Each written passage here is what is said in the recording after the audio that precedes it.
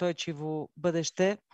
Тя е поредно събитие от програмата, която вече 2 години Коалиция за зелен. Thank you for accepting the invitation to take part in today's event. It's a continuation of the series of events aimed at finding holistic, sustainable solutions in Bulgaria. It seems that society still asks itself the question, why so? Why do we need to work to reduce emissions to zero levels? I would quote just one fact from a report of the Ipcc published yesterday. Over the last decade, we have generated 17% of the net emissions ever since 1850. So, this is the result of human action. This is the result of industrial revolution and our lifestyle that is in gross disbalance with nature. So we must resolve this problem. Experts have been discussing this topic for quite some time. The COVID crisis, the war in Ukraine, the humanitarian, economic, and energy effects related to them put this topic on the back burner. Today's event is intended to put it back on the agenda of the public debate. Therefore, we've prepared a program that will offer the floor to anybody willing to express the opinion. We have our guests here in the room. We will hear the EU perspective on the topic. We will traditionally hear outstanding experts from Europe and Bulgaria. And thus, we will come to the solutions for Bulgaria. Talking about Bulgaria, we try to find our way to contribute to resolving this global problem.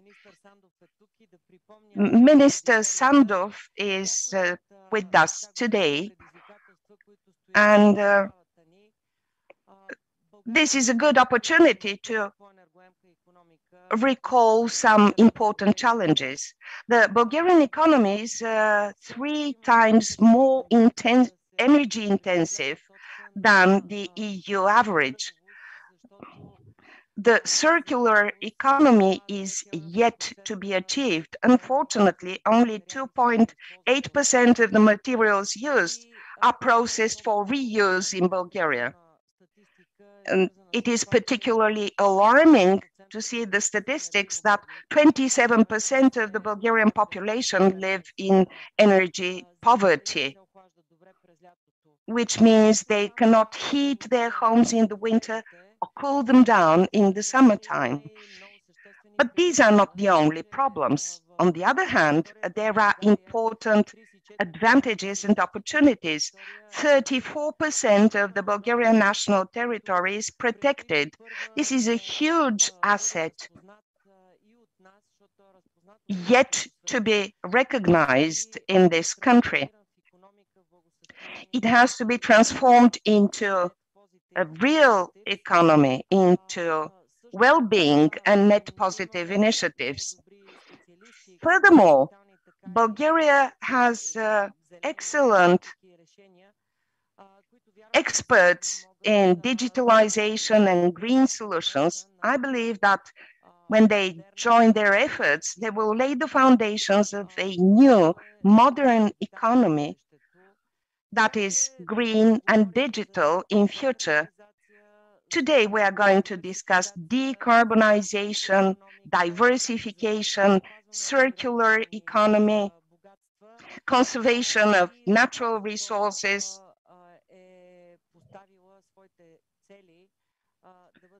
and ways to achieve the European target of becoming the first climate neutral continent by 2050.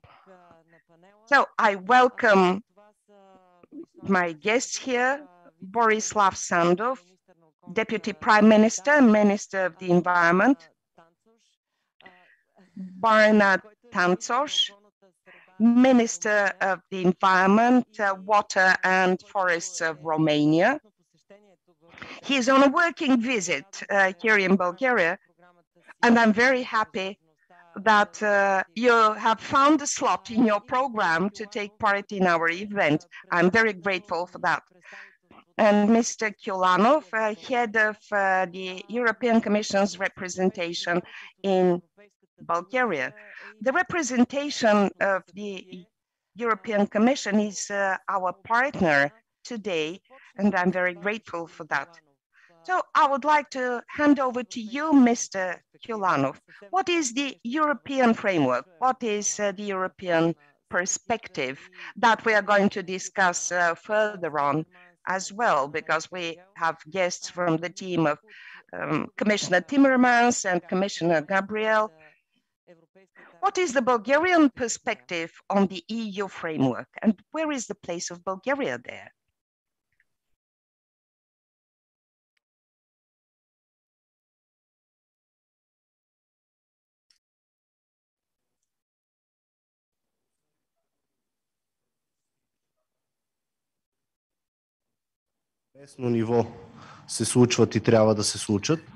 Let me start with everything that has to happen at the local level. But first, since the new Commission took office, the two key priorities were the green and the digital transition. This is the Commission's underlying philosophy, and these are the political priorities set by the European citizens with the elections for the European Parliament. And so the Commission is mandated to pursue these goals. So there are many questions regarding the current situation. How can this transition be accomplished? Is the war going to change the order of priorities? Of course, the first response that comes to mind is no, this crisis, these problems will actually accelerate the path that leads us to these priorities. So with the idea to turn Europe into a better place for all European citizens, which is our overarching goal, something that European citizens have demanded from us. What are member states supposed to do in this respect? Because it all boils down to actions taken by governments, NGOs, and the society at large. Because the European Commission is a body which has its employees and its units, but no one can expect it to do everything on its own. So we really have to try and find the best tool that will help us along this path, that is direct financial support from the EU budget in the form of the recovery and resilience plans, so that no one is left behind in the process of transition. So I hope very much that once the Bulgarian Recovery and Resilience Plan is approved, its implementation, which will pursue very ambitious goals regarding climate and just transition, this implementation will start immediately. We hope, of course, that the plan will be approved, and once this happens, implementation has to start right away. Then we also have the just transition mechanism, facility. We also have serious financial resources in this form that will support member states who in their turn will in this way support their citizens. Our role is to make European citizens and their lives better. This is more or less the overall framework, but everyone who is part of it should be aware of their responsibilities, of what they are supposed to do. The response to the war was very much the same, the Repower Europe initiative. So it will be a proof, and we will see this happening, that member states and the European Union at large will finally get rid of their dependence on Russian gas. And I think that there is no room for concerns here. We have to be very determined, prove that we can accomplish it, and the faster we're able to do it, the better the lives of our European citizens will be. Thank you, Mr. Kulanov. Actually, this is what we are after. This is what we have been doing and working towards in a wider group of stakeholders, guided by the understanding that the green transition and our future prosperity depend very much on the systematic, well-balanced efforts of politicians, but also of all actors in the business environment and public life. So right now we're at the political level. Here you have outlined the tools, the resources that Europe has prepared as part of its overarching frame, which we have come to call the Green Deal or the Green Pact. And we also see the challenges that have to do with what we want to accomplish through it. 55% reduction of greenhouse emissions as compared to 1990, and net zero by 2050. So there are many tools that the European Union has provided to enable us to do so. We're well familiar with them. We have already started using them. But now I'd like to turn over to Damyana Stoynova, who is member of the cabinet of Frans Timmermans, the executive vice president of the European Commission. She will tell us more about the standpoint of Mr. Timmermans' team. I'm happy to have you here. I'm very happy to be here, and as agreed also with Sasha, I'll continue with my intervention in English. I would also like to start today with the Ipcc report on mitigation by Working Group 3 that was published only yesterday, and that showed that global emissions are in fact going in the wrong direction. The report has confirmed that radical action has to be taken at global level if we are to limit global warming to 1.5 degrees Celsius, and it has shown that with our current policies we are nowhere near being on the right path for the Paris Agreement. The Ipcc report, however, has also shown that policies such as those implemented by the European Union and by the member states over the past decade have delivered also concrete results, and they can also serve as a model to our countries. I would like just to remind everybody that since 1990, the European Union's combined GDP has grown by 60%, and during the same period, our emissions have been cut by 1/4. So the European Union has shown that we can decouple our economic growth from our greenhouse gas emissions. The Green Deal was designed already from the outset as the European Union's growth strategy, which is leading us to a modern, competitive, and resilient economy and society. Since its adoption, the global society has been hit by two unprecedented crises. On the one hand, the COVID pandemic, but also since the past weeks, the Russian aggression against Ukraine. And in both cases, the Green Deal has proven its agility and its pertinence. And I completely agree also with the head of representation who has said that now we only need to accelerate what we have already planned with the Green Deal and remain on the same path. The current geopolitical situation, and especially the pressing need to ensure future energy supplies and affordable energy prices, make it even clearer how important it is to produce more of our own clean energy here in Europe. And the only solution to have our own energy is to have renewable energy. On the 8th of March, the Commission has presented its Repower EU plan that allows the EU to end its dependence on Russian gas, to speed up the transition to renewable energy and to mitigate the impact of high energy prices for consumers. Through a combination of different measures, we can mitigate the impact of high energy prices also for consumers. We would need to bring in more renewable gases as well, such as biomethane and renewable hydrogen, and we also want to accelerate the rollout of solar panels and of heat pumps.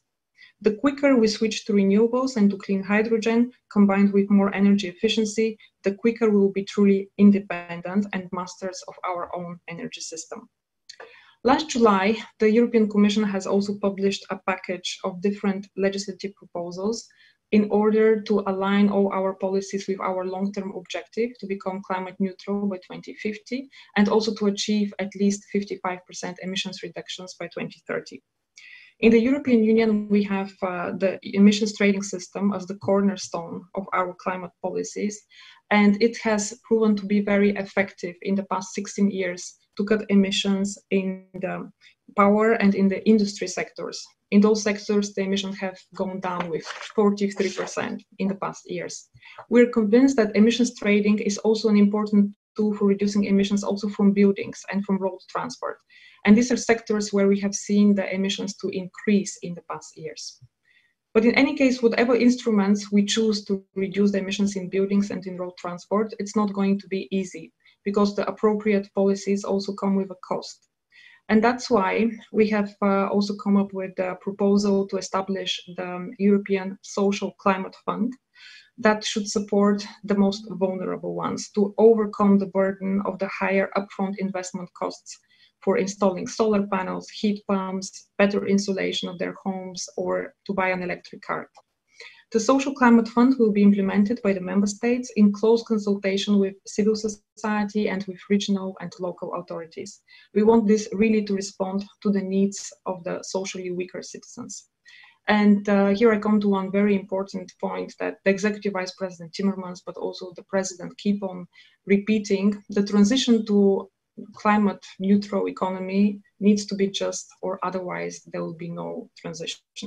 Also yesterday, the Executive Vice President Timmermans said that if we only worry about the end of the month, we can be bothered about the end of the world. And I find this to resonate also very strongly in the Bulgarian context in particular. And this brings me to the last part of my intervention where I would like to talk about citizen support. There is already a broad support for the European Green Deal from citizens. 9 in 10 Europeans think that greenhouse gas emissions should be reduced to a minimum while offsetting the remaining emissions to make the EU economy climate neutral by 2050. But we cannot take this public support for granted. And we need to keep on engaging with citizens through citizens' dialogues, through public consultations, but also through the Conference for the Future of Europe, because we would like citizens to share their stories and also to come up with their ideas. We have also launched the European Climate Pact, which is a movement of people united around a common cause where everybody can take concrete steps in order to cut emissions and to bring Europe to the long-term goal that we are all aiming for. Thank you very much, and I wish you good luck with the rest of the event. Thank you very much, Damyana, for joining us.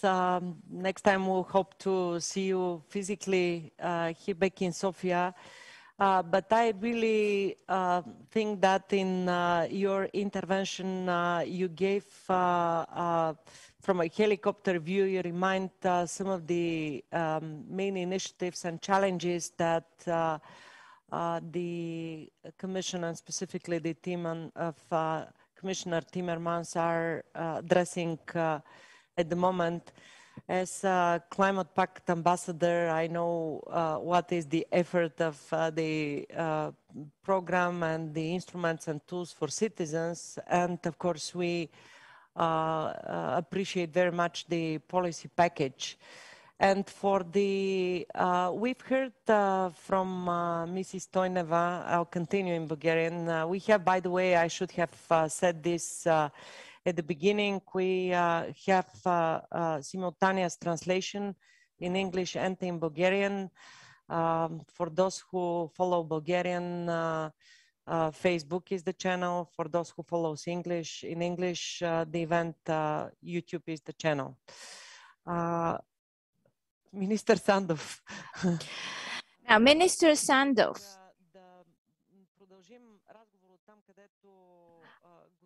Let me take up from where Ms. Stoynova concluded. Europe has built a holistic framework of different legislative packages providing incentives to businesses, cross-border collaboration, scientific and R&D exchange, accelerated deployment of solution, more active role and engagement of all participants in the process, and yet extra effort is required in Bulgaria. As I already mentioned in my introduction, there are some specific challenges. And we are very happy that for the first time in this country, we have a Deputy Prime Minister who is also responsible for climate policies. So could you please tell us briefly what are the challenges that our country faces, how your agenda is organized in this respect, and what are the solutions you're thinking of? Thank you very much for having me here. Thank you for organizing this event. I'd like to share you that events such as this, bringing together European Commission representatives, government, European Parliament, citizens, businesses, are the key to finding the right solutions, the key to bringing forth all the key aspects of this huge topic in order to find the best solution to move on, because we have to be ambitious. It is a fact that the latest IPCC report of yesterday raises a lot of concern. Despite all the new policies we are implementing, despite the fact that this has to be a #1 topic on the global agenda, we still see a rise in our emissions. And Bulgaria has been a huge contributor in this process. I would not, as compared to the levels of 1988, in certain sectors over the past 5 years, we have seen a dramatic increase of emissions. And yes, we do have the will, but we don't see the solutions yet. And when we talk about climate on a global scale, our actions today will resonate for the years and decades to come. So no matter how hard we try right now, no matter how big a turn we can do, the levels will continue to rise, the levels of emissions. So what we do now is of enormous importance for our future, for tomorrow. someone said at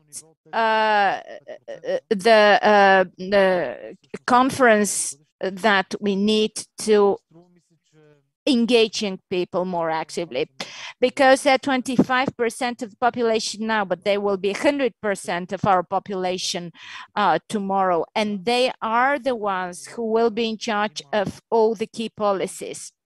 Yes, there are crises currently, external crises that shift our priorities, such as the COVID-19 pandemic, the war against Ukraine.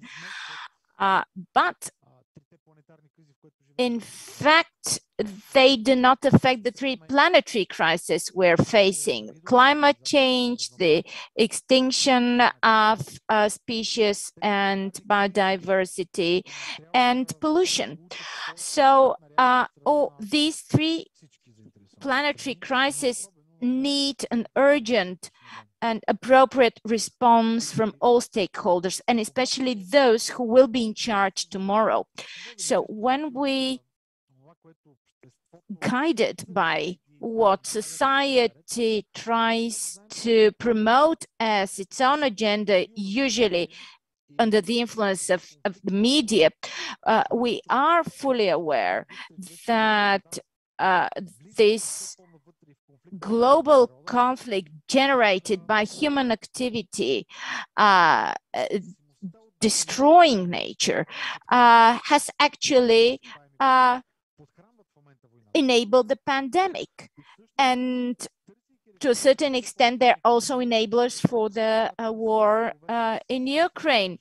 So this in no way stands in the way of finding solutions for the other crises that are already mentioned. So the Empower EU mechanism is crucial in this respect, because the producers of fossil fuels, and our economy still run largely on fossil fuels, are not just the big generators of emissions and climate change. They oftentimes they also work in favor of totalitarian regimes, and I don't have only Russia in mind here.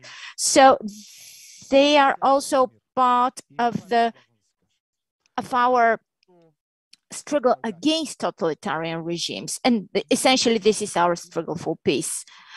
Now back to Bulgaria. We are in a new situation. We're now having a government which pays very serious attention to climate policies. We have a government which is highly ambitious of pursuing properly the European policies in this respect. And it has to do not only with my position as Deputy Prime Minister responsible for climate change, but it also has to do with economy, how we run our economy, and the commitments that we have taken upon ourselves in respect of our European partners. So this makes me even happier to welcome here Minister Barna Tánczos, our colleague and counterpart from Romania. We have had our first meetings at the European Council, and he was very responsive. We identified a number of topics of common interest that have to do with climate, with biodiversity, with protected areas. But talking about Bulgaria, we have to start with the number one topic, the megawatts. Bulgaria still has a highly CO2 intensive economy. So we need to pursue better efficiency in order to make our economy more environment friendly. So we have to replace megawatts with green megawatts. When we speak about green economy, digital economy, we need to find the common points. So number one in this respect are roofs. Roofs are decentralized source of energy they involve users in the generation of energy. It is green energy and it needs not be transported. So there are only positives in this. When we talk about green energy transition, it's not just about energy. It's about local policies, it's about the economy, about democracy, just name it. Next, because green roofs have to be our #1 priority, and I mean both green and solar, because that's where we get the megawatts. The better insulated our roofs, the more megawatts we can produce and save for future use. And I believe that my Romanian colleague here will confirm how important this is. As part of the Fit for 55, this is probably the biggest challenge. We need to join the ETS reform and the transport and make sure that transport and buildings are part of this entire effort.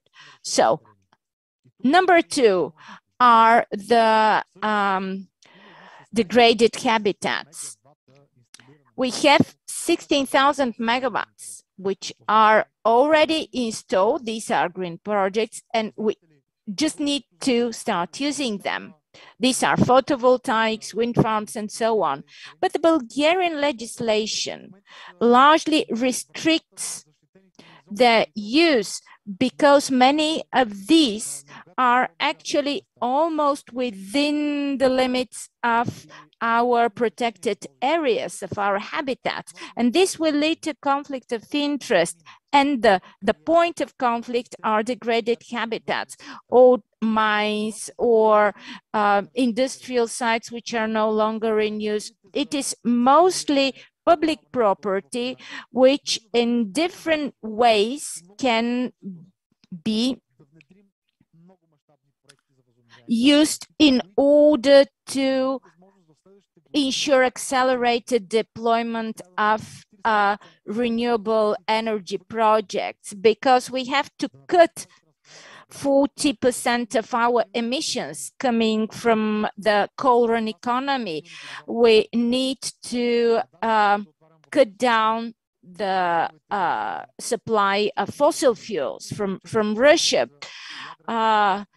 Oftentimes, nuclear energy is mentioned also as the only source that we have domestically. But this is not the case, because we're largely dependent on imports in this respect as well. So what happens if the conflict is exacerbated and not resolved in the near future? What will we do then? So we need to think fast, we need to transform fast. And thirdly, probably we need to reconsider, at least partially, the restrictions that apply to wind farms deployed on agricultural lands of the 3rd and 4th grade, because some of these lands are now very seriously degraded. Imagine a plot of land which is degraded because of the extensive use of pesticides, of other chemical treatment, and this actually leads us to desertification, and such lands are desertified. So if we imagine photovoltaics installed at different levels, these desertified lands, degraded lands, can be brought back to life, then can become pasture for cattle, and at the same time be used as generators for renewable energy. So all these challenges are of utmost importance. Our cities produce 75% of global GDP, but also 70% of the global emissions. We need urban policies, because cities are not just convenient for business or for work, but we need to make sure that they're also places which are good for living, or even places where we can produce our food. Cities should become places where the energy intensiveness can also be transformed into energy production. Sofia even has geothermal springs. Thousands of years later, they are not properly used. All you can do is just go and get some water to drink. It's full of cities that can be heated with geothermal energy. So this is exactly what we're trying to do. We're trying to speed up the process. Bulgaria has many days of sunshine through the years. We're not doing anything about it. And the Black Sea has potential for offshore wind power, where there are no migratory birds, there is no conflict with nature. So no one will be affected. Why not start doing something together with Romania? Bulgaria has reduced its emissions by 48% since 1988. We already heard about this, but Bulgaria, well, globally, over the past decade, these have increased by 17%, and even more so in the case of Bulgaria. Since 2011, in the Bulgarian transport sector, emissions have increased by 40%. Currently, the energy sector contributes by 58% in the overall emissions in this country, followed by transport, 26%, industry, 11%, agriculture, waste, responsible for the remaining 5%. So based on these facts, we are now trying to cut emissions by 40% in the current energy sector, develop state by state 3.5 gigawatts of new renewable installations, and we have more that are currently not in use. We have large potential for geothermal energy and so on. What are we doing right now? We have already planned for 10,000 charging stations for the electrical vehicles, 100,000 new trees to be planted in the deforested areas, and not only higher up into the mountains and along the irrigation canals, because we already have problem with water as well. In and around cities in order to reduce pollution, clear positions and protection of Bulgaria's interests at all levels. And in order to demonstrate how big our ambition is, this year Bulgaria will apply to host the UN Summit on Climate Change in 2024. So we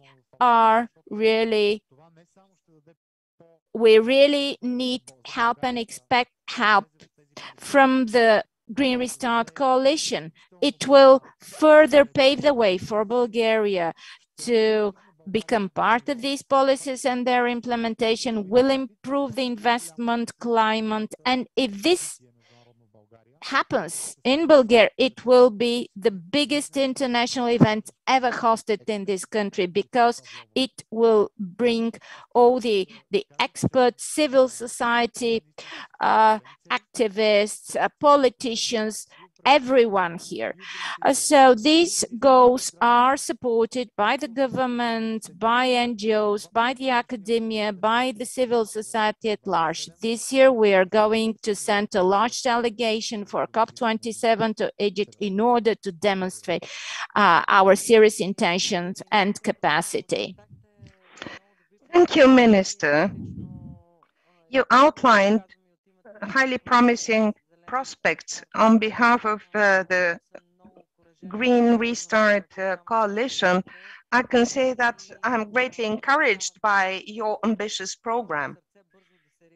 And I wish you all success from the bottom of my heart. And will provide all the contribution that we can. You managed to mention the proactive investment in charging stations for electric vehicles. Now I'm addressing Minister Barna Tánczos. I'm really impressed by the great number of electric vehicles in Bucharest and all over the country. I've recently traveled to Romania, and it is really remarkable. The big number of charging stations allows people who drive electric vehicles not to be confined to the urban areas only, but to travel longer distance. Furthermore, there is the commitment of Romania to phase out coal by 2032, a few years earlier than Bulgaria. So, Minister Tánczos, I would like to ask you the following question. Romania is quite ambitious with the green transition. What are your priorities and what are the challenges that you are confronted with? Could you please give your perspective on the possibilities for cross-border cooperation with Bulgaria?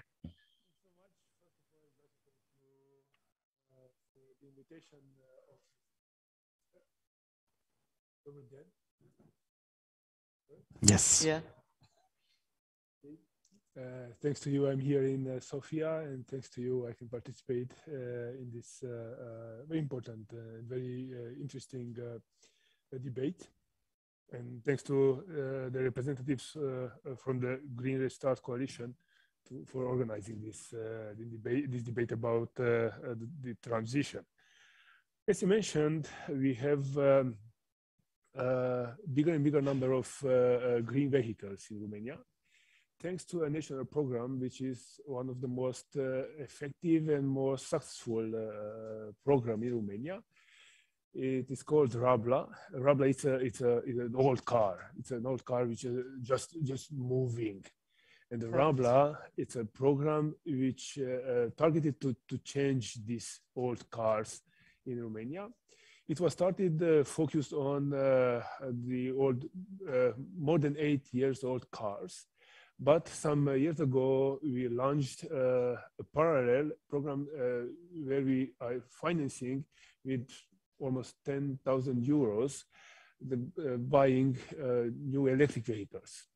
And thanks to this program, actually the number of electric cars and the huge budget, which was allocated in my first year of the mandate, it's increasing spectacularly. At the same time, we have to increase the number of recharging points. It's a very huge challenge because the national electric transportation system is not developed, is not planned for such a consumers. And in the cities, in the villages, it's a challenge to find the right place to put this charging points, let's say, charging stations. So I'm convinced that this transition will happen only if the state will be involved and will be a catalyst to change the habitants' way of thinking. And this is why we are supporting these programs, and this is why we launched last year a program for the households to install 3 kilowatts power plant, this photovoltaic small plants for households. And we will increase the amount of the budget up to 1 billion euros in 4 years. And this is how we try to convince and to help the citizens to become independent or partial independent, and we will have more than 250,000 households which will benefit of these programs. So the net zero transition is it's very important, but in the same time we have to be very involved and we have to support all the citizens, all the beneficiaries to make this transition. I would like to use the opportunity to take the opportunity to use this debate to congratulate you. I met you as a very involved and very active politician in Brussels. We met several times in the Council of Ministers, and Mr. Sandov is a very active politician in Brussels. And he made a proposal today for us for a COP in Bulgaria, and I would like to congratulate you for this idea. I'm jealous, honestly, for two motives. Because you are a vice prime minister and you are the minister of the environment. It's a privilege for the environment. It's a unique chance to Bulgaria to rise on the highest level the environmental issues, and if you will be able to organize a COP in Bulgaria, it will be a huge chance for Bulgaria and for Eastern Europe. And I would like to congratulate especially for this idea. We are talking about the challenges that we are facing during this period, with emphasis on the green transition. As you all know, we agreed to support and participate with all economic sectors and the entire society to achieve EU's new climate ambitions for 2030 as a milestone to neutrality in 2050. And I'm convinced that by now we understood very well the climate emergency, acknowledged and committed, including by the scientists. We saw in the previous presentation that the direction, it's not really clear and it's not the right direction for the whole planet. And the scientists are warning us that we have to take more effective and more efficient measures and steps.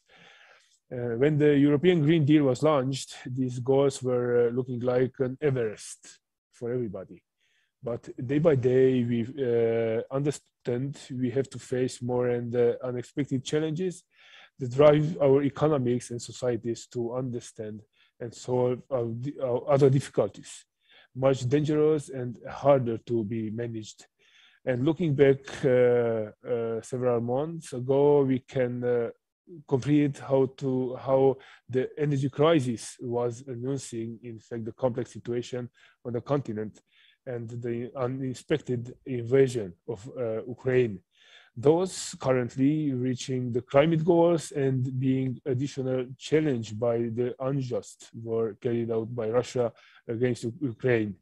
Apart from the human drama that we have been witnessing in the last months, in the last days, actually, there are major challenges we are facing as a result of Russian aggression, such as renewed focus on fossil fuels, the huge environmental destruction, and significant air pollution.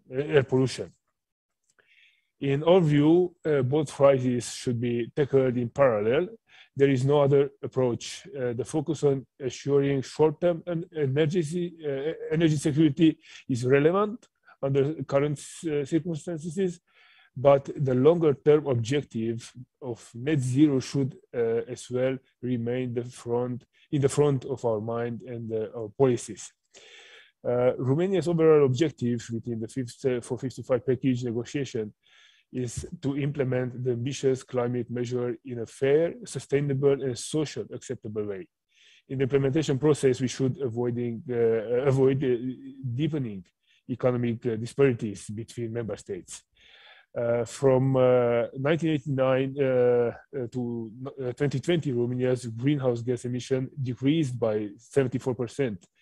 But we have a particular situation. We have one of the lowest emissions per capita rates in the EU, and economic growth has been decoupled from GHG emissions since 2000, with an emission intensity related to GDP approximately 77% lower in 2020 than in 1989. However, energy intensity in Romania is above the European average. Also, it has decreased by about 70% during this period. We benefit from diversity, local energy sources. We are in a good situation when we are analyzing the diversified local energy sources, including natural gas, coal, oil, bioenergy, nuclear, hydro. It's very important. It's very big percent of the national production is coming from hydro and renewable energy. So the Romanian energy mix is balanced. Our country will make efforts to decarbonize the energy sector, as well as on development of green technologies, including through the measures contained in the National Recovery and Resilience Plan. We will have billions of euros invested in new capacities. And I'm sure this transition is it's very important even for the SMEs and local companies. This is not only an obligation, it's a new chance for businesses. And we have to increase the capacity production in our countries. Probably Bulgaria is the same situation. If we will spend all our monies or our funds to import some new technologies, we will send the money out from our countries. So we have to go back on the process and to help the companies which can produce new technologies in our countries. Thank you for the opportunity. Thank you it's a great honor to be here with you. And next time I'm waiting for you in Bucharest with a similar conference. Thank you very much for being with us today, and I'm pretty sure that soon we will learn more on the concrete agreements that were made during this working visit. And аз вярвам, че с тези няколко така перспективи европейската на българската through these different perspectives, the European one, the Bulgarian one, especially with a focus on the environmental sector and the environmental transition, we have managed to underline our political commitment. Now, as we traditionally do on all our events, we will continue with the opinion of experts, because only experts can make these highly ambitious programs move forward. But before turning over to experts, I'd like to thank Ministers Tánczos and Sandov for your time, as well as Ms. Stoynova, because I'm aware how tight your schedule is and how busy you are, but I take it upon myself to keep you informed about the ideas and discussions that will take place here. And we promise to be a highly constructive partner in Bulgaria's green agenda. Thank you very much as well. I believe that forums such as today's are indispensable is letting us move forward, because they are the ones that raise the awareness of our citizens. If they're not interested in change, if they're not committed to change, if they're not aware of it, change will be only part of politicians' agenda and nothing but that. So I'd like to commend you on your good work, and we will continue to be your partner. Thank you very much indeed. Now we will continue with the experts in order to outline the key sectors that are crucial in achieving climate neutrality, such as the transport, smart cities, nature-based economy, and so on.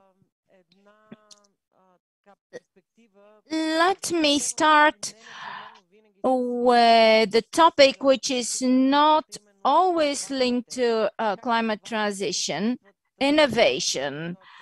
How is innovation involved in this process?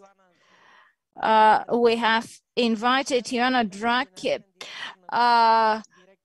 who is Deputy Director General for DG Research and Innovation of the European Commission, part of Commissioner Gabriel's team. She will tell us more about how their team and the policies they draft, how these contribute to the green transformation. Can we now have the video address of Ms. Joanna Drake?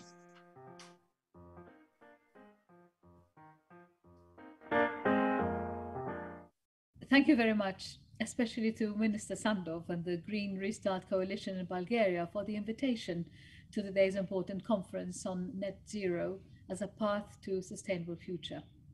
I'm very sorry that I cannot be with you in person today, but nevertheless, on behalf of Commissioner Maria Gabriel, I am pleased to be able to underline several important aspects of our work in support of the green transformation towards net zero. I will also seek to explain how we support national governments and local businesses in this transition.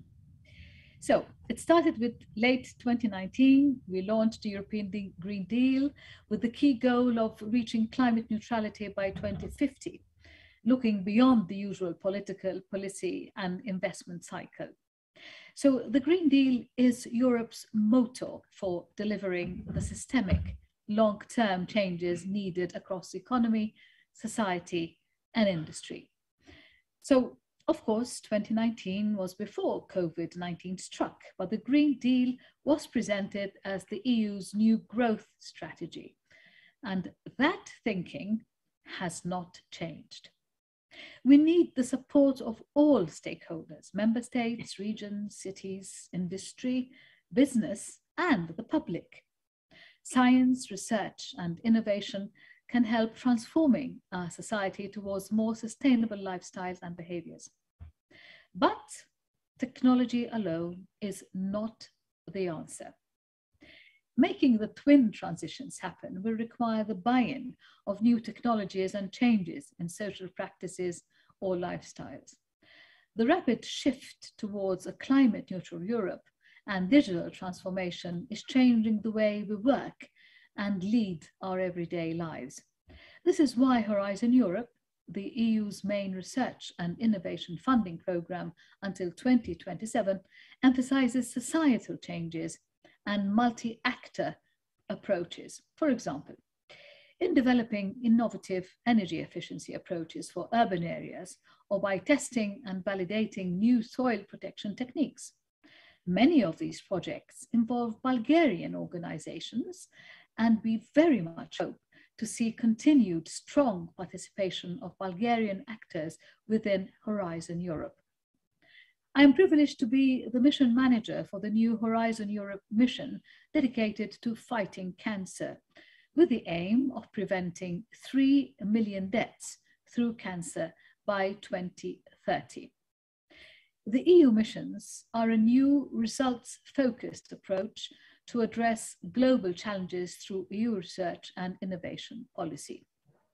4 of the 5 missions focus on areas that are vital to achieving the aims of the Green Deal.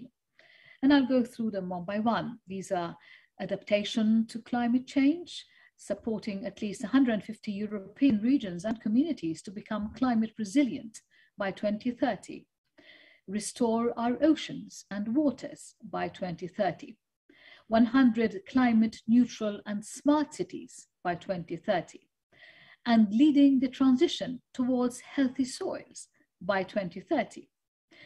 The missions will move research and innovation demonstration and employment, accelerating the transitions on the ground. They aim to inspire confidence in the green transition, will require profound changes in lifestyle and behaviors. But we have also put in place a new set of European partnerships under Horizon Europe, covering all key sectors from batteries to hydrogen to bio-based industries. Here, we want to work with industry and the public sector, pooling resources so that we can address critical challenges efficiently and impactfully. We have also set up the European Innovation Council, which will provide financial and ecosystem support to small businesses, especially startups with innovative ideas. The EIC, as we call it, has a 10 billion euro budget and provides equity investments through an EIC fund. One obstacle we see is the fragmentation of the European ecosystem for innovation. So a major endeavor for the EIC is to upgrade the overall European innovation ecosystem, including by increased support to companies founded and led by women. It is crucial to develop synergies with existing initiatives to pool research and innovation resources at European, national, and regional levels to harness the full potential of technological and social innovation. I've also been pleased to see the investments planned by many member states, including Bulgaria, in research and innovation activities as part of the so-called recovery and resilience plans. Indeed, the top priority for Commissioner Gabriel is to put in place a revitalized European research area. Everyone needs to be equipped with skills needed by our fast-changing labor market and society. This is particularly true with regards to the green and digital transitions. This means equipping all researchers with the skills to enable them to have better careers, move across sectors, and respond to the labor market needs, which is high on the Commission's agenda. The future of jobs is green and will require changing the skills global landscape. For instance, in the energy sector, the green transition is expected to continue generating demand for low and medium skilled jobs, with 75% of employees being manual workers and technicians in 2050. We have supporting instruments such as the European Social Fund Plus or the Just Transition Fund for the continuous lifelong learning and acquisition of skills. I strongly believe that together we can unlock the innovation potential of Europe's research and education. We should make Horizon Europe a key lever to promote a sustainable, prosperous, and inclusive future. Thank you very much for your attention, and I wish you a very successful conference.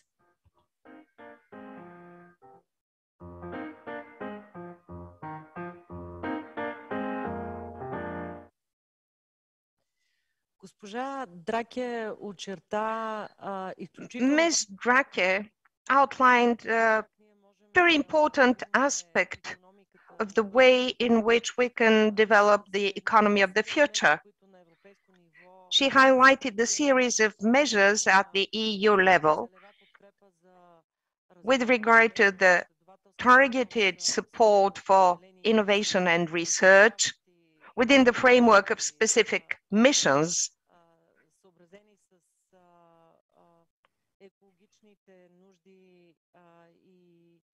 depending on the environmental needs and specificities.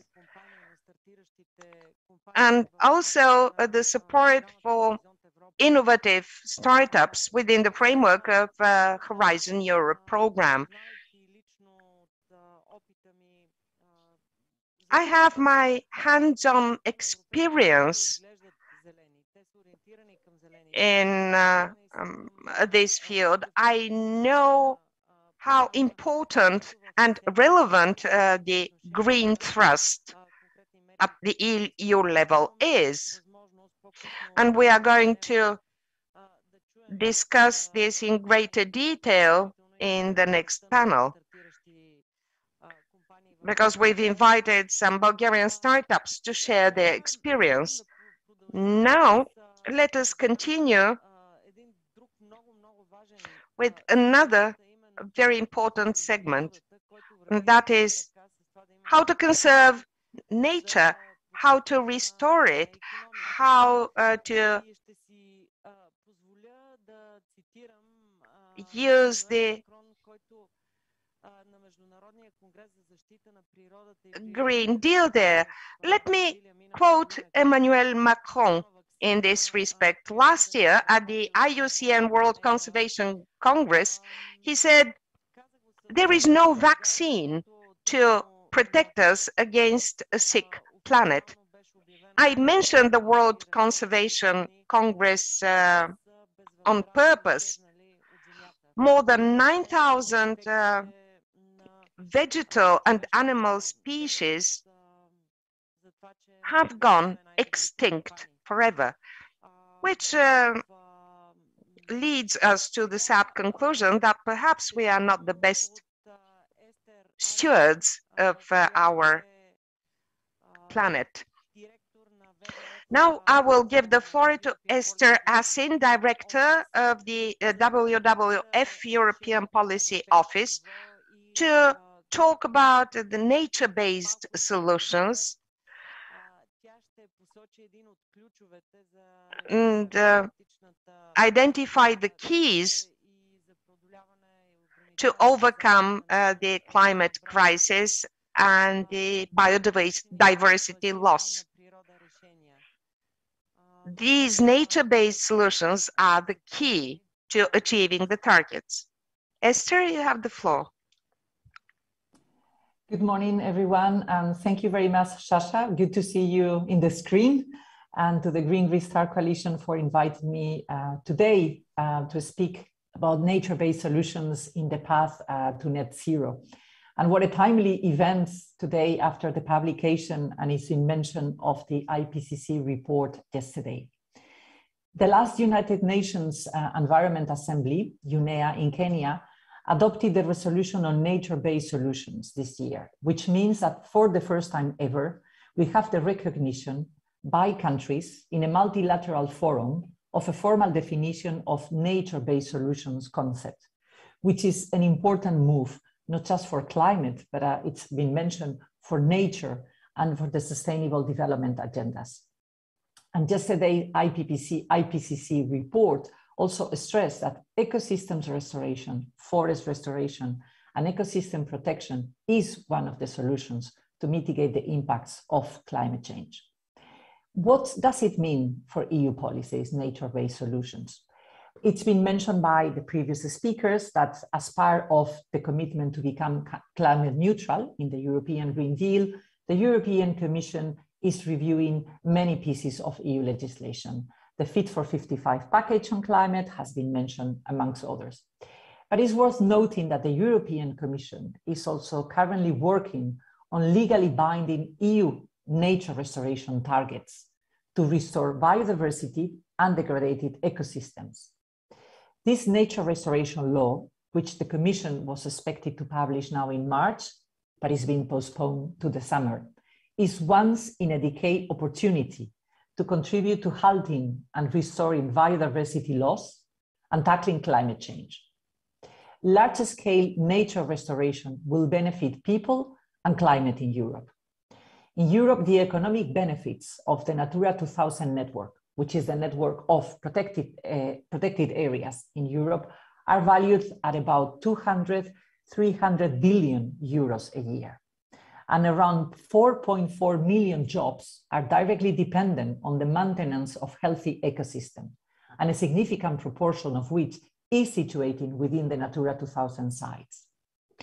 Closing the funding gap that is needed for the effective management of this network of protected areas could generate up to 500,000 additional jobs. In WWF, we've seen that nature restoration leads to job creation and economic growth in regions where the environment has been degraded or even completely destroyed. In post-industrial regions and landscapes, for example, nature restoration has helped boost the local economy through employment and tourism opportunities, restoring the social fabric of the region and providing locals with healthier environment to live in. And nature restoration can increase our resilience to climate change by protecting us against droughts, flooding, and forest fires. Climate mitigation potential of nature restoration is the missing piece in the EU climate action puzzle. My office, WWF European Policy Office, asked the Institute of European Environmental Policies, IEEP, to conduct a study on the climate potential of nature restorations. And the results are amazing, are very encouraging, even if the data is not 100% perfect. Restoring degraded habitats that are included in the Annex 1 of the EU Birds and Habitats Directive could take up 300 million tons of CO2 of the atmosphere. This is the equivalent of the annual greenhouse gas emissions of Spain, my country, or the combined emissions of the Benelux countries, Belgium, Netherlands, and Luxembourg. And as I said before, the researchers stress that the findings are not exact figure, but nevertheless illustrate the huge potential that nature restoration can have for climate mitigation. And the report does not take into account the potential of restoring marine habitats. We speak often about terrestrial restoration. We tend to ignore the restoration of marine habitats, and that's partly due to the lack of data. So the order of magnitude could be even higher. In terms of the ecosystems, forests and wetlands are widely seen as the most effective ecosystem to restore in terms of carbon benefits. And this is confirmed by the study. All growth and mature forests have higher carbon stocks per hectare than other forests. But the study also highlights the importance of increasing efforts to protect the habitats that are not degraded yet, and in order to preserve their existing carbon stocks, and also points to the climate benefits of restoring habitats that are not within the scope of the Birds and Habitats Directive. In particularly, I want to highlight re-wetting drained organic soils that are currently under agricultural use could decrease emissions by more than the annual greenhouse gas emissions of countries like Austria. I think we've all previous speaker talked about the urgency of the climate and the biodiversity crisis. Therefore, large-scale nature restoration needs to be implemented now without delay. It can take decades to improve the state of certain habitats and reestablish their potential for carbon cycling. This is why the bulk of restoration efforts must occur by 2030 and not in 2040 or even 2050. My organization, WWF, we are advocating at European level for legally binding restoration targets of 15% of the land and sea areas to be restored by 2030 at European Union, but also at member states level. Underneath this overarching target, there should be also a specific restoration targets for ecosystems like forest or freshwater ecosystems. Again, many of the previous speakers, but also the Ipcc report yesterday, talk about other solutions to mitigate the impact of climate change. And I would like to briefly mention, to conclude my intervention, that in addition to promote restoration and nature-based solutions, we need to accelerate the deployment of renewable energy especially wind and solar, because this is generally low carbon and ecologically sustainable, in order to meet 50% of the EU energy supply by 2030, and ideally 100% of renewable energy in 2040, in a manner that, as I said, that respects nature and environment. So what does it mean in practice? It means, for instance, banning new hydropower plants, which would make an eligible contribution, to energy supply, but cause serious damage to freshwater ecosystems and increase vulnerability to climate change. European rivers are by far the most fragmented in the world because of the existing 20,000 and more hydropower plants in Europe. It would be far better to invest in the refurbishment of the existing power plants to lessen their impact on biodiversity. And many of the speakers have also mentioned that we need to accelerate the fossil fuel phase out. To keep global warming to 1.5 degrees, European countries must stop all investments in new production, phase out thermal coal use by or before 2030, gas use in power generation by 2035, and all other fossil fuels by 2050 are the latest. And this is in line with commitments of the national resilience and recovery plans that were mentioned. So when it's done properly, nature restoration provides human well-being, ecosystem services, resilience in front of climate change, and biodiversity benefits. Thank you very much for the opportunity to speak today. Благодаря на Естер Thank you, Esther. Thank you very much for opening the door to our next topic. So far, in trying to outline the solutions that will take us to net zero by 2050, especially in some of the sectors, we have looked at innovation and investment in research and development. We also discussed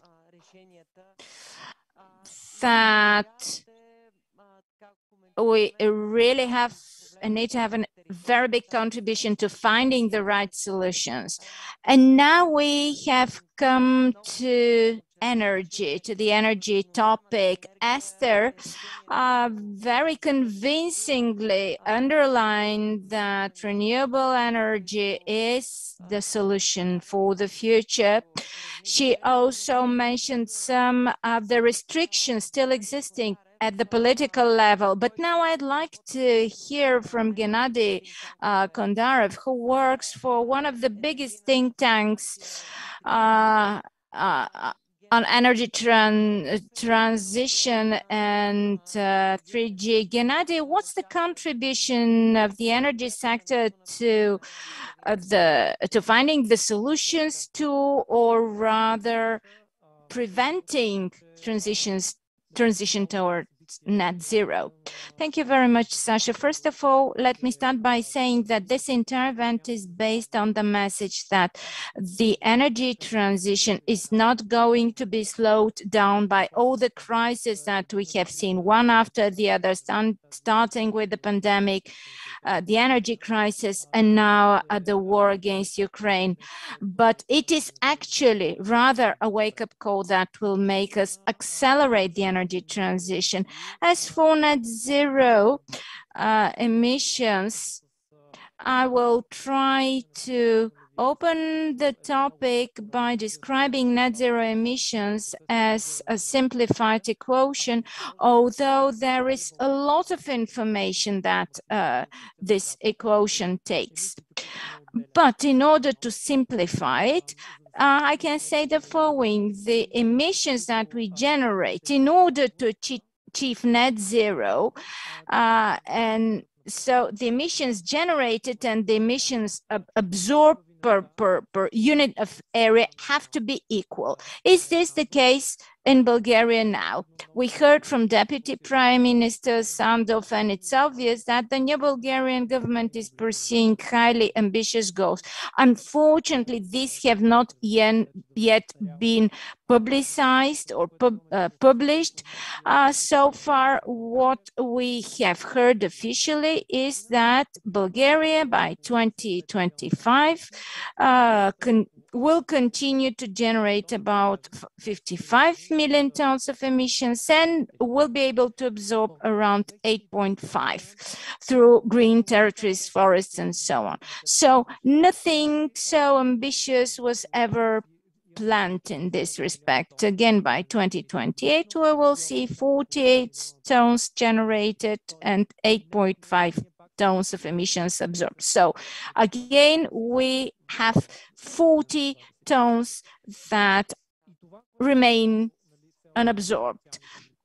So this, by 2050, based on official publications, as a European member state pursuing the net zero goal, what we have for the moment being as official plans announced is to have 31 million tons generated and 8.2 absorbed if our ecosystems continue to function more or less well, which might probably not be the case. And we will continue to generate at least 23 million tons. So currently we are over 50% away from our target, or probably we hope to find someone else to absorb our emissions on a net minus level. But by 2050, this will be a very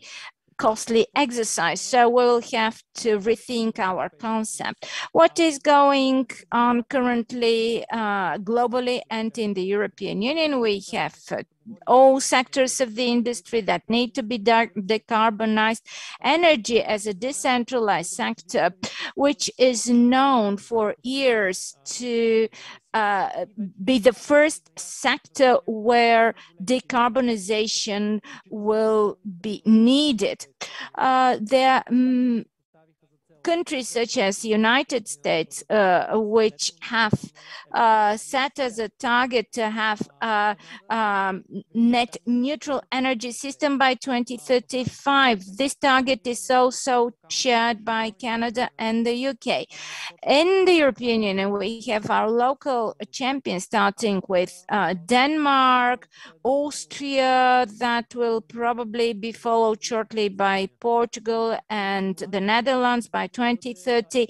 Finland is also planning to become completely carbon neutral by 2031. So probably this goal has not been announced officially. They're not yet on the list. And Germany, where tectonic shifts have been taking place in the last few weeks against the backdrop of the new government and their priorities. So by 2035, just like all the countries listed so far, they will be net zero.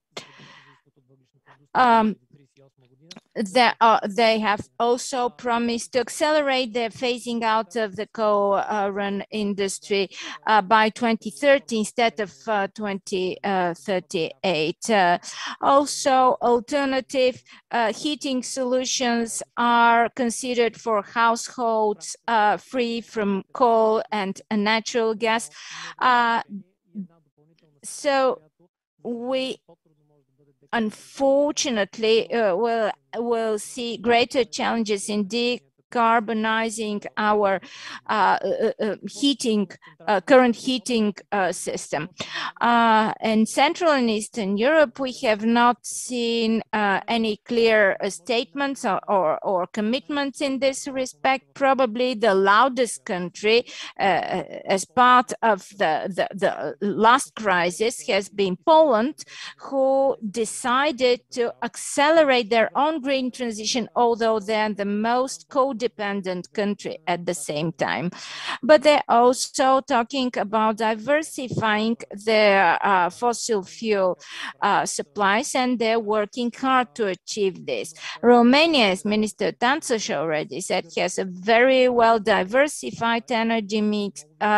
Greece as well has taken a commitment for increased share of renewable energy sources.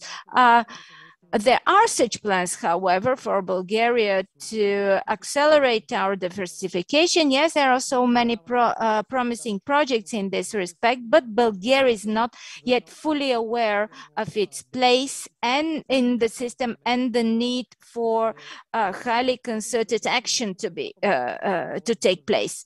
What are some of the measures that can be taken in this respect? Of course, with a question which is number one in the agenda: what can we do about the supplies of natural gas from Russia? Well, unfortunately, nothing can be done right now. Over the past 10 to 15 years, not much attention has been put into diversifying natural gas supplies or nuclear energy. Bulgaria, Slovakia, the Czech Republic, and Hungary are fully dependent on Russian supplies of fuel for nuclear power plants. And this makes us fully dependent, no matter how these supplies have been accounted for in the last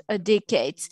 What we can do is to try and reconfirm our commitment to net zero, that we will accelerate the green transition,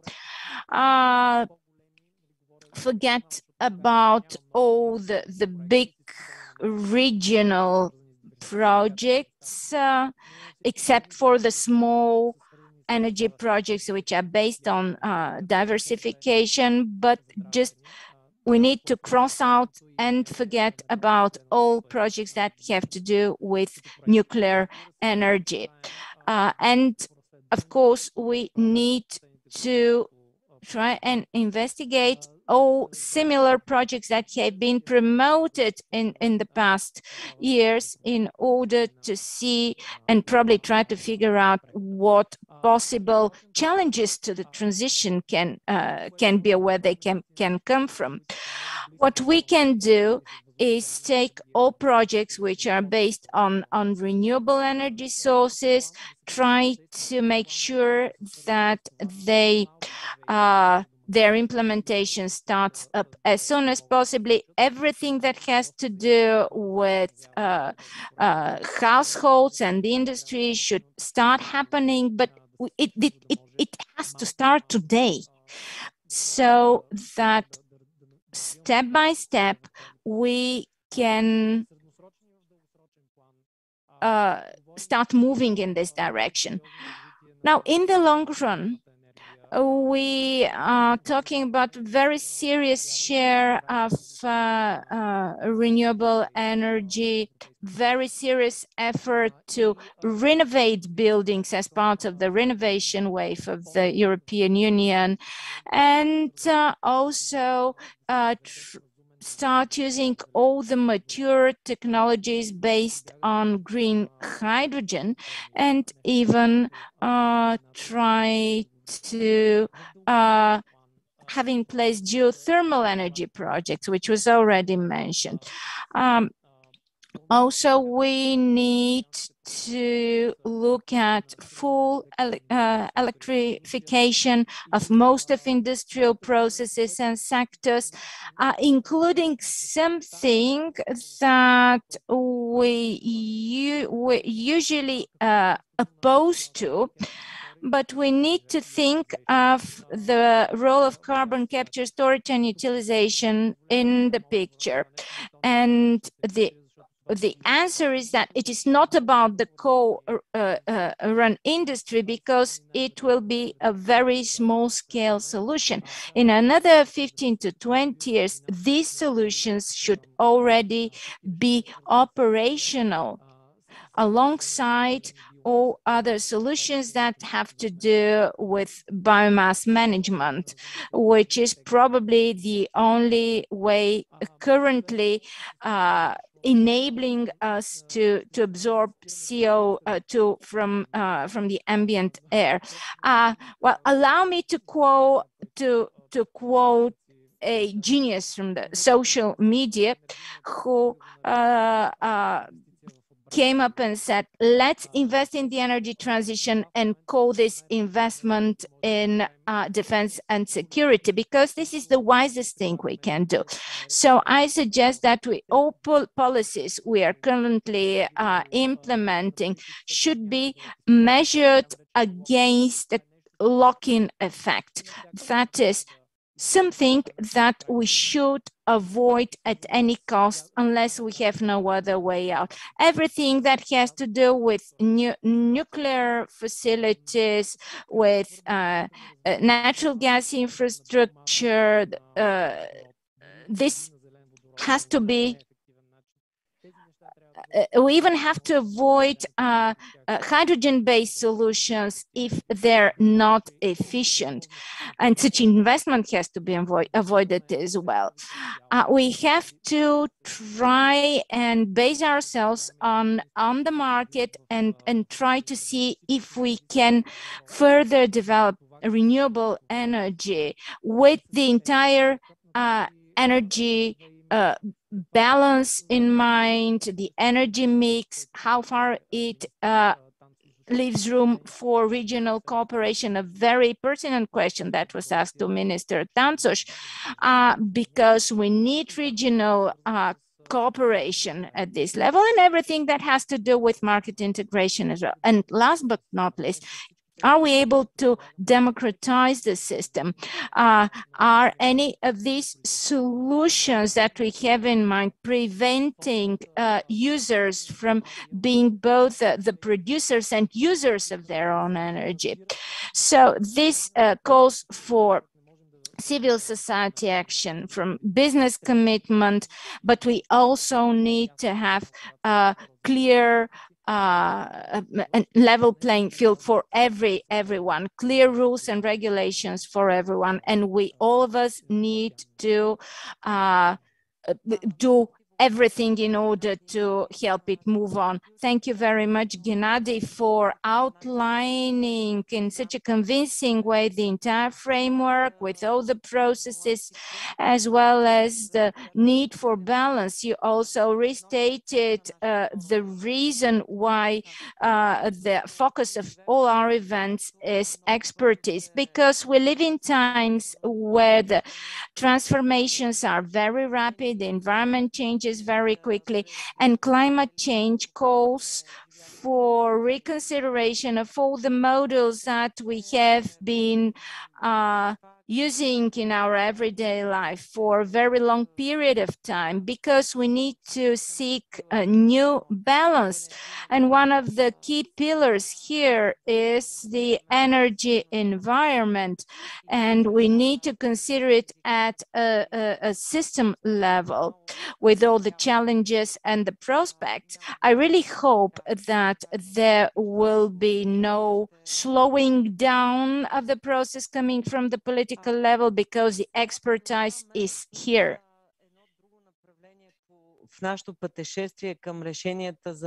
Now we continue our journey towards net zero.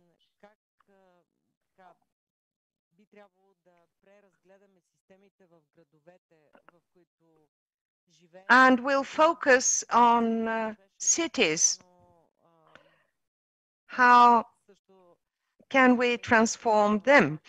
It was mentioned earlier that 70% of the Bulgarian economy is generated in the cities, and cities account for the largest portion of emissions. There is an EU initiative, which I like very much, and in fact we supported it very actively. It is an all-inclusive initiative that brings together the experience from various countries. The idea is to select 100 European cities that are to become smart and net zero cities. The process of selection and evaluation is ongoing. And I'm very happy that MOVE.BG supported that initiative in Bulgaria. And there are some applicants from Bulgaria. We do not know which exactly yet. Matthew Baldwin, head of the EU mission for climate neutral and smart cities, and Deputy Director General of the DG Innovation and Research, will tell us about this initiative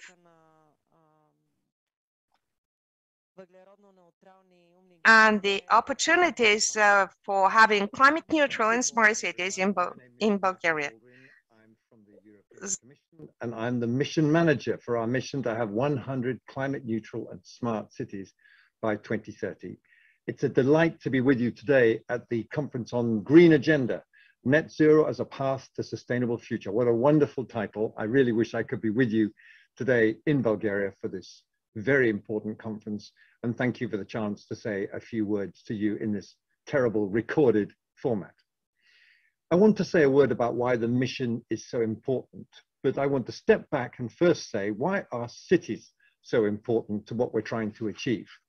75% of us already live in cities, and that's projected to rise to about 85% by 2050. More than 2/3 of the energy consumption, more than 70% of our carbon dioxide emissions come from cities across the globe.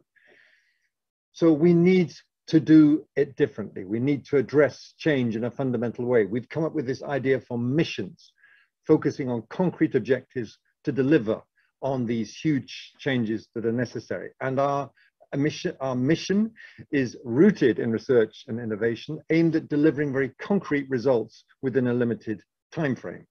Results that will mean something to the citizens of cities. It's not just about tackling the greenhouse gases, it's about reducing our air and noise pollution, reducing our congestion on the roads, reducing our deaths on the roads. All of these things our citizens will love. They will make our cities more livable and more lovable. If you like, the European Green Deal is set at the EU or national level, but it's going to be implemented at the local level, particularly in cities and regions. If you like, the crossroads where policy meets people. And last but not least, talking to mayors from across the European Union, I am amazed at the strength of the ambition in cities, with the ambition they have to go further. And so our goal is to help cities achieve this goal, this ambitious goal of climate neutrality by 2030. So specifically, it's very important to have concrete objectives, and we have two of them. The first is to have at least 100 climate neutral and smart cities across the European Union by 2030.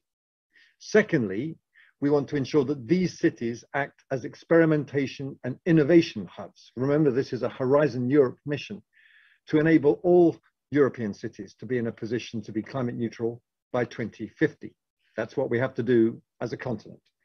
We've been up and running as a mission now since last summer. We launched our call for expression of interest in November. It closed in January. My worry was, how many cities are going to come forward? And will we just get the usual suspects from the north and the west of Europe? We got candidates from everywhere. We were overwhelmed with the strength of interest. We received 377 expressions of interest from cities from all member states of the European Union. We had 8 cities coming forward just from Bulgaria. We're now in the middle of the evaluation process, so I can't yet tell you who the lucky winners are going to be, but I can tell you there will be Bulgarian cities in this mission, and I'm very proud of that and very pleased again at the strong interest. We'll be announcing the selected cities, I hope, in the second half of April. That might slip a little bit to May, but we're on track. The main elements are the mission, under Horizon Europe, are to set up what we call a mission platform. This is run for us by the wonderful group known as Net Zero Cities, which pulls together 35 different climate change tackling organizations from right across Europe. They will be providing tailor-made technical, regulatory, and financial advice for the cities in the program. They'll be setting up R&I demonstrators, and they'll be providing ample opportunities for twinning and mutual learning from the cities engaged. The cities will be asked to work with the mission platform towards what we're calling climate city contracts. This will comprise 3 elements. Firstly, a rock-solid action plan to deliver climate neutrality by 2030. Secondly, a related investment and capital plan, because we know it's going to cost a lot of money, and we want to help cities figure out how much it's going to cost, and more importantly, help them raise the necessary funding and financing. And then thirdly, the most important part, the contract itself, signed by the mayor, expressed first and foremost to her or his citizens, but we hope, and this is my next message, involving a very strong national and regional network of support. Why is this so important? Go back to the numbers. We're only going to be able to take 100 cities from the 377 who've come forward. But we don't want to say goodbye to the several Bulgarian cities we won't be able to take in the program, to all the other cities from across the EU, and by the way, associated countries from across the neighborhood. And so we want to be able to work with a larger group of cities to help more cities get to climate neutrality. That's where these national networks of support will come in. I hope in the near future to be able to sit down with the Bulgarian authorities and to help them construct a strong national and maybe regional network of support for the cities in Bulgaria that we now know have this determination to deliver climate neutrality by 2030. Remember, we're asking the European Union as a whole to reduce its greenhouse gas emissions by 55% by 2030. The cities can make a huge contribution to that by going climate neutral by that same date. So we'll be coming together with a new project beginning in the second quarter of this year to help these national networks be constructed. I've been already to Hungary, to Greece, to Portugal, to France. Next week I'm in Austria, and then again in Italy. And I really want to see a strong Bulgarian national network set up, devoted to this principle of city net zero, a journey that we're ready to take together, which we're ready to embark on with you. Thanks for your attention today. I look forward to seeing you in Bulgaria soon so we can take forward these discussions. There is a lot of work that lies ahead. Thank you.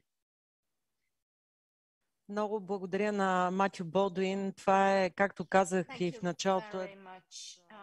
Mr. Baldwin, as I said at the beginning, this is one of the highly contributing missions and initiatives of the European Commission. I believe that I really hope actually that it will resonate very seriously across Bulgaria, because it provides the resource base towards transforming our cities and making them more sustainable workplaces, but also places to live. So our last stop in the expert-based search for solutions is businesses. What can we do for businesses? And the ESG standards, they actually bring together economy and nature, economy and society, economy and the efficiency of governance, which is why we have invited online, and he will join us online, Mr. Panu Hamari, who is the chairman of the European Green Lane Association. And then also, as part of our panel discussion, we will be able to talk about this association, talk about solutions for Bulgaria. So I'd like to invite now Panu Hamari to share his experience. Thank you. I hope you hear and see me. Yes, you do. We hear you quite well. Welcome to our panel, although from a distance. Good. Thank you for invitation. As already mentioned, Finland is probably one of the leading countries, officially at least, on developing the sustainable environments. And also, like mentioned in the previous talks, we have quite a few cities who are targeting to be carbon neutral already 2025. And our association is a small player, but originally from Finland. Now we are in actually 18 EU countries already. And in Bulgaria, as our partner, we have the Bulgarian Institute for Circular Economy, with whom we are now working to find some practical solutions, which is the work of ECA. So I start with a small presentation regarding what are actually the standards and how ESG is related to that. And after that, we can talk a bit more. So I hope you see the presentation as well now. Because I don't see if it's visible or not. This is part of something that we do. We have several trainings, and this is part of we call project director training. But anyway, here we cover actually several standards, including EU Ecolabel, that I'm not going to cover today. The thing is that the problem with several standards is that nobody really knows what to follow. And that goes with investors alike. Some investors want to follow the CSR standards, which is more focused on business based on ISO systems like ISO 26000 and ISO 45000 that are more for responsibility. Then we have the biggest standard group that is made by practically United Nations, which is the GRI standards, which is divided in 3 different groups of universal standards, sector standards, and topic standards. And then we have what is the real topic for me today is the ESG standards. So to understand all of the standards takes some time.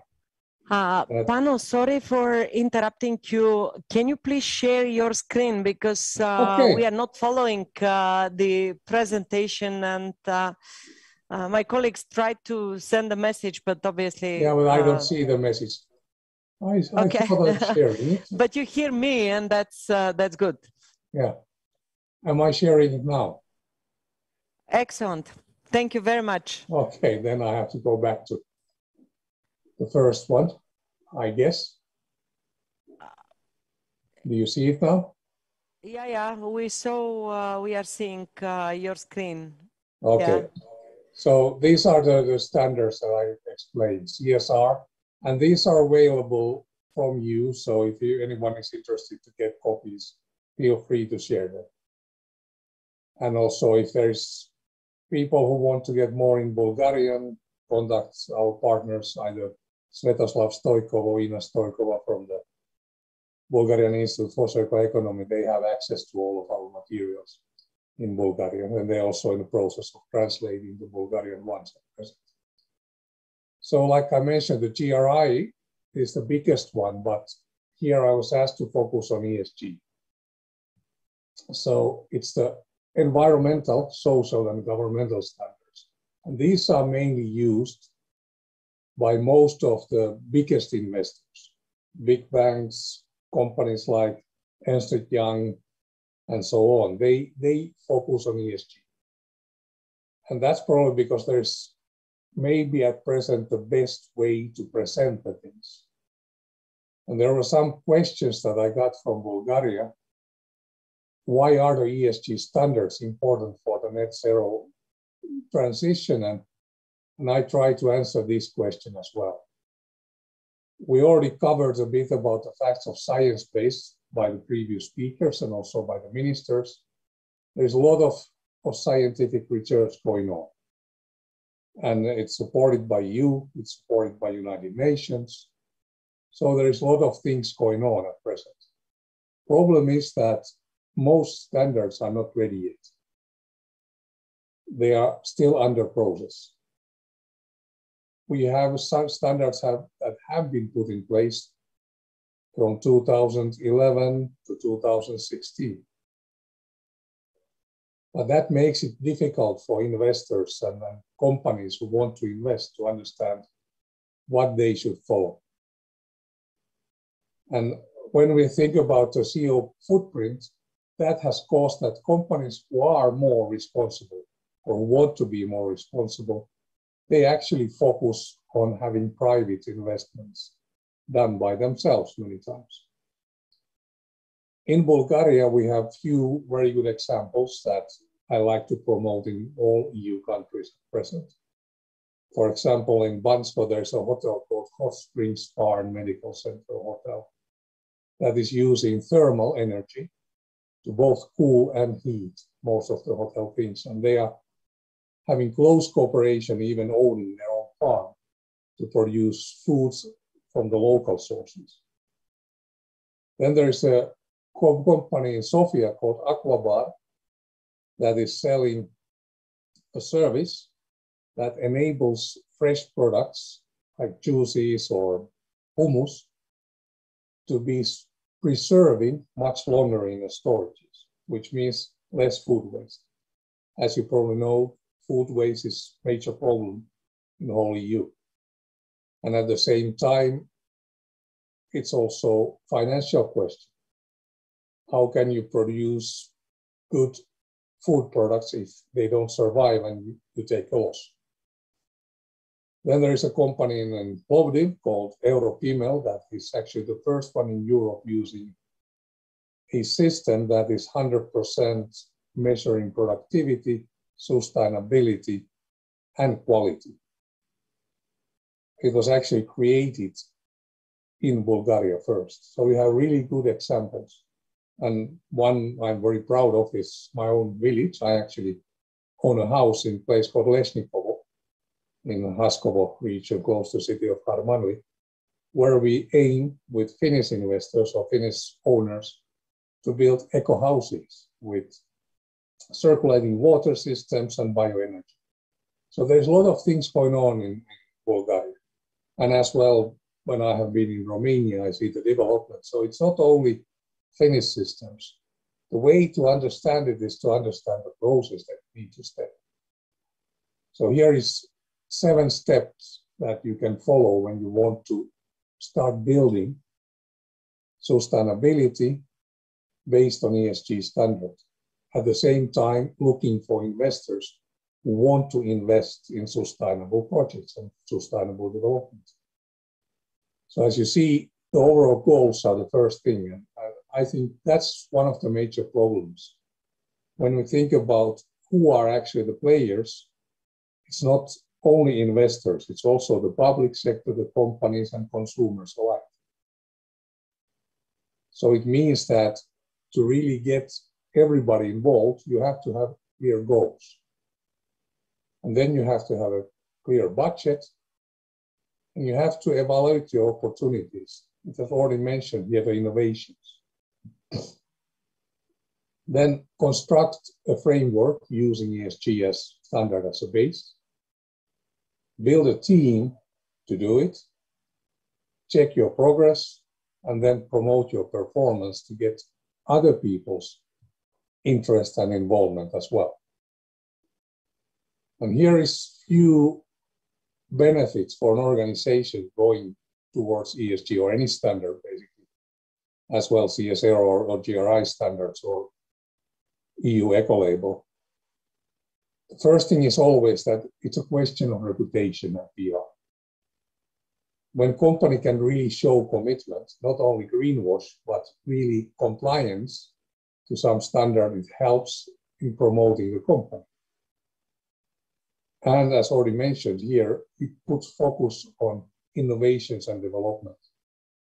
Because when you look at the framework, when you think about what you are needing to do for the future, you actually start looking for new ways to do things, like already mentioned by previous speakers here. And the thing that we promote in EGLA through our Green Lean programs, especially because we developed the whole program based on productivity improvement programs like Lean Six Sigma, adding the elements of sustainability for economic, ecological, and social sustainability. And we have shown in several projects in Europe, or tens of projects already, that actually all 17 sustainable development goals that are also as a background for ESG can benefit financially an organization going towards the sustainable goals. Standards are there to give the main frame for development. But at present, nowadays, also the new recruits or younger generations, they are attracted on the companies that are focusing on sustainability. And as already mentioned by the EU speakers here and also the ministers, there's a lot of support for sustainable development. But also EU offices and national offices, they want to see results. And these standards like ESG, they help to show those results. ESG is maybe easiest because it's lined up with ISO 26,000 and 45,000. So it shows commitments to responsibility. And I'm not going to go through this, but here are some links. I know you're taking the video, so you can stop it and look at these links. First to ESG, and then to GRI and CSR. So basically, that's very useful that you have shared also some information. We'll make sure that we'll distribute among the people that are interested and that follow us today. And of course, we know that you are partnering closely with the Institute for Circular Economy in Bulgaria, and obviously you follow also the process in Bulgaria. We'll rely on your expertise also in the future. Thank you very much. I will be happy to assist in any way because, like I said, actually I'm going to retire in Bulgaria. That's why I'm making my eco house there. So yeah. I thank you very much for the opportunity and I wish you a great success for the whole move, Bulgaria and everything else as well. On the move, yeah. And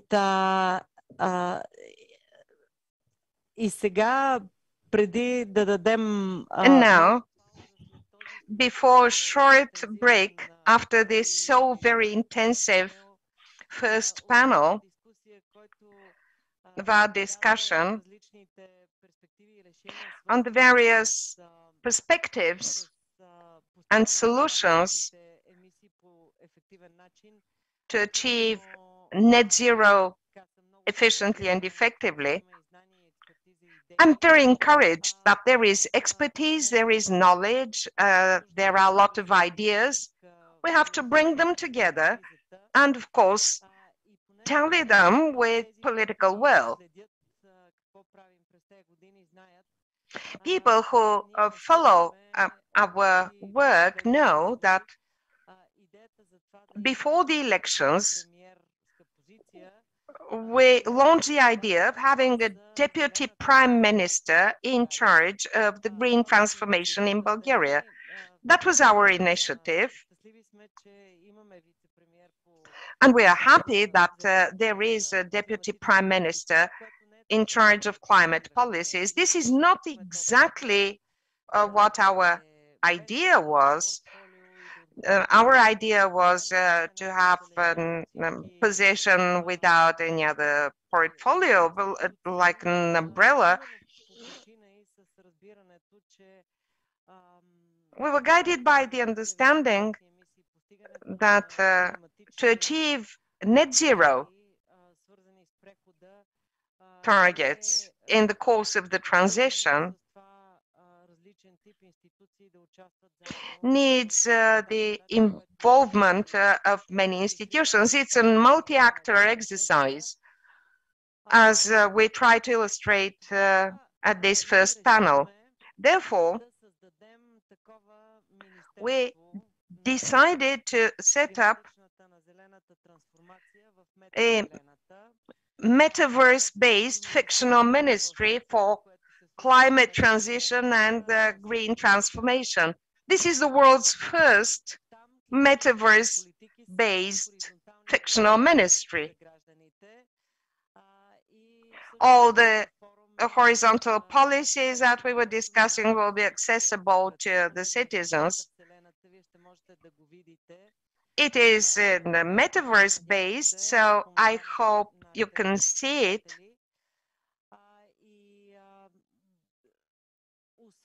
Right now.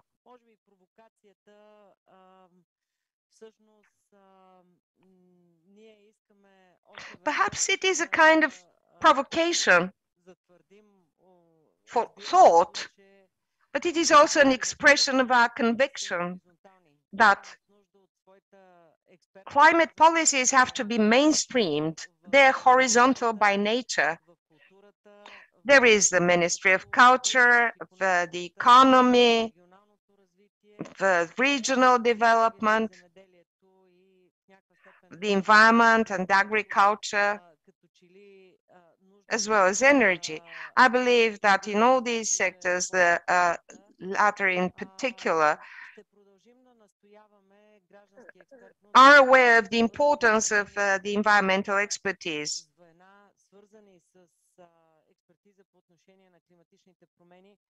Because the climate change expertise is needed.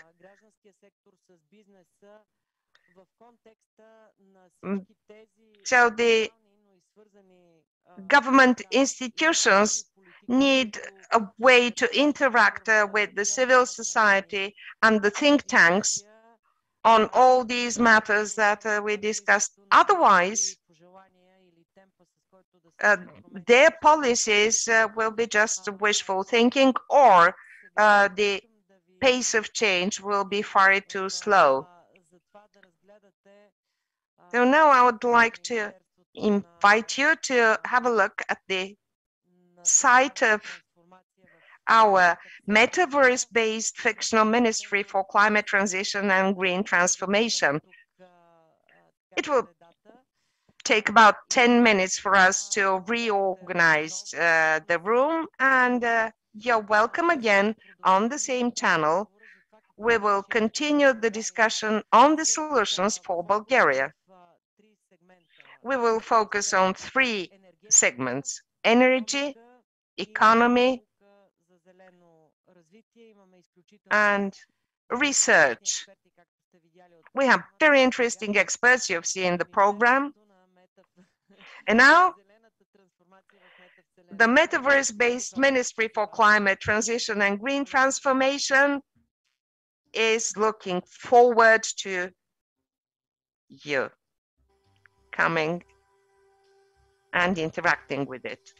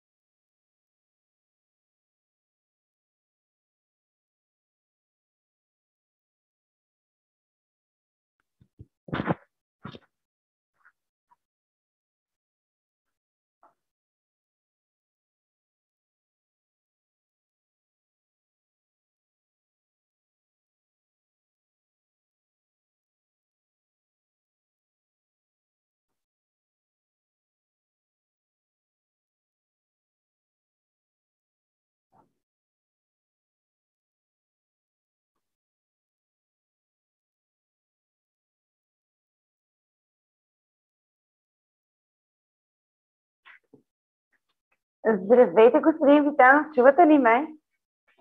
Чувам ви идеално. Чудесно, много се радвам да се видим онлайн. Имате ли нужда от информация как да работите с Zoom или имате опит с него?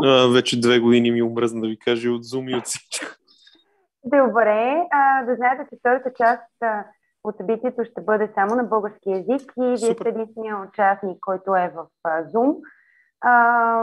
Вие виждате и други участници, но те са част от нашия екип, освен на господин Хамари, който все още е в срещата. Така че ще имаме около 10 минути почивка. Аз ви писах дали имате възможност да се забавите, да останете с нас до 1:45, тъй като имаме забавяне в цялата програма с 15 минути. Въобще не се притесняйте. Добре, чудесно. Ние се виждахме с вас, нали?